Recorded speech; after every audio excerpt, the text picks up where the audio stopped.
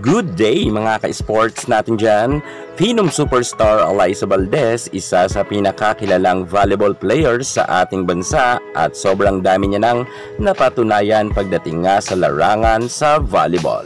Subalit kahit anong bait ni Alyssa Valdez ay marami pa rin mga kritiko na binabati ko siya at patuloy pa rin hanggang sa ngayon.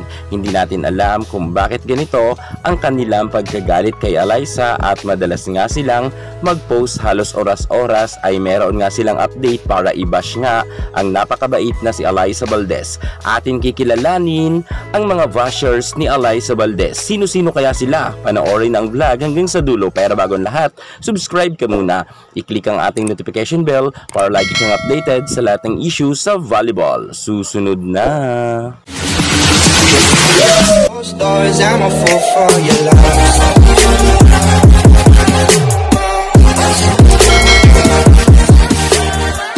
Alyssa Valdez. Kapag pinag-uusapan patungkol sa sport ng volleyball, ay si Alyssa Valdez agad ang naiisip ng karamihan. Mapa-ordinaryong tao man, celebrity, ay si Alyssa Valdez nga ang bukang bibig ng karamihan. Kilala talaga si Alyssa Valdez dahil sa kanyang husay at kanyang determinasyon sa kanyang bawat adhikain sa paglalaro na ito ay kanyang pinapakita ng kagalingan, kababaan ng loob na sobrang pagiging humble.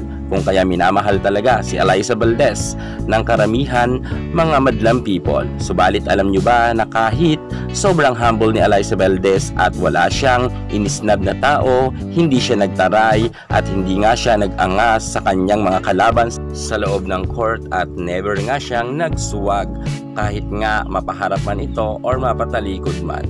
Pero alam nyo ba na hanggang sa ngayon ay marami pa rin bashers si Alyssa Valdez kahit sobrang bait niya na at hindi naman siya nagsasalita ng kung ano nung mga masasakit na mga pagpo-post nga gaya ng ibang mga volleyball player na talagang ang iba pinapatulan nila ang kanilang mga bashers. Pero si Alyssa Valdez ay sadyang nananahimik talaga at dahil dyan mga ka-sports mas minahal nga siya ng mga tao. Pero ating kikilalanin nga ngayon kung sino-sino ba ang mga nang babash kay Alyssa Valdez.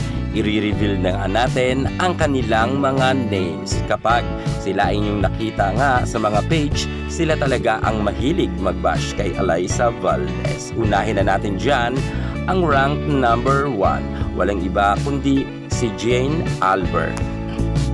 Bukod nga sa post niya na sinabihan niyang kuba at pangit nga ang ating Phenom superstar Alyssa Valdez, narito pa nga ang kanyang mga pasabog sa pangbabash kay Phenom.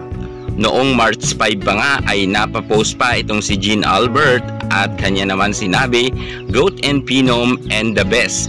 And hindi siya water girl kagaya ng isa dyan at muli na naman siyang bumanat. At nang 6 days na nakalipas ay nagpost pa nga siya at sinabi niya na nanay na ba si Baldo? May question mark man, pero alam naman natin na talagang binabash niya si Alyssa dahil alam niya naman na dalaga pa naman si Alyssa Valdez, pero tinatanong niya kung nanay na ito. At ito pa ang mas malala na kanyang post. Tahasan niya naman sinabi sa kanyang post na ayaw niya daw kay Alyssa Valdez at Tots Carlos.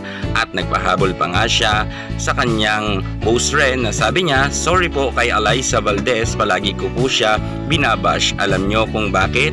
Puwet nyo, may racket." Yan ang kanyang sabi. Malala na talaga itong si Jane Albert at talagang halos araw-araw ay mayroon nga siyang post at update para nga i-bash ang ating Phenom superstar Alyssa. Number 2 na masugid na bashers din ni Alyssa Valdez. Nagngangalan nga na Retamar Marialyn Arthur. Siya talaga ay isa sa mga pinakamalala na bashers ni Alyssa Valdez. Sabi niya nga sa kanyang post, "We are all volleyball fans. Of course, kilala natin kung sino si Kuba." Yan ang kanyang sabi. Bagamat wala siya diyang pinangalanan, sa ibang post ay tinumbok niya na kung sino ang Kuba na kanyang sinasabi. Narito pa ang kanyang sunod na post. 4 days na nakalipas, sabi nga ni Retamar, "Anong island ang madaming may alay funga?" Sabi niya nga, Eddie Valdez Island. Yan ang kanyang sabi, charot daw. Muli nga siyang nag-post, sabi niya, "We are a tenista, of course, kilalang kilala namin kung sino si Cuba." Mukhang may tama na nga talaga itong si Ritamar Marialyn Artur. Sabi niya pa nga sa kanyang bagong post naman, "Kung kalokalike ko si Barbie Jamili ng Adamson, kalokalike naman ni Bakanke si Ate Alay." Yan naman ang kanyang banat. At fresh na fresh pa nga ang kanyang post, 3 oras lamang na nakalipas, muli na namang siya nag-post at sinabi niya, "Kung ako ang shampoo, si Ate Alay Kuto." Yan naman ang kanyang sinabi. At napapost muli siyang sunudan, "Kung ako ay chandelier, si Ate Alay Cubeta." Grabe naman talaga itong si Ritamar Marialyn Artur.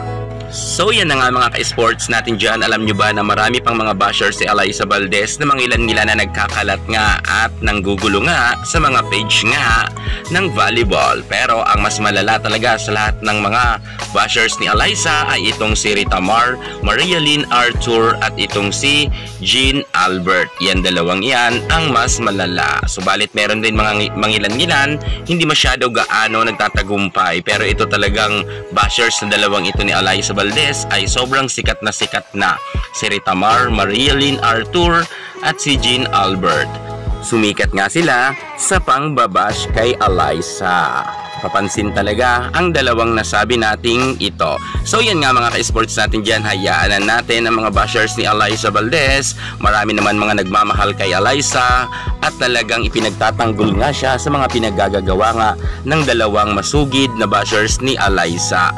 Sikat naman si Alyssa Valdez talaga noon at ngayon pa man at tumatak na yan sa larangan ng volleyball, kung kaya hindi na talaga nila kayang pabagsakin ang nag-iisang Phenom superstar Alyssa Valdez. Yan muna ang pinaka-latest natin sa mundo ng volleyball. Thank you so much. God bless.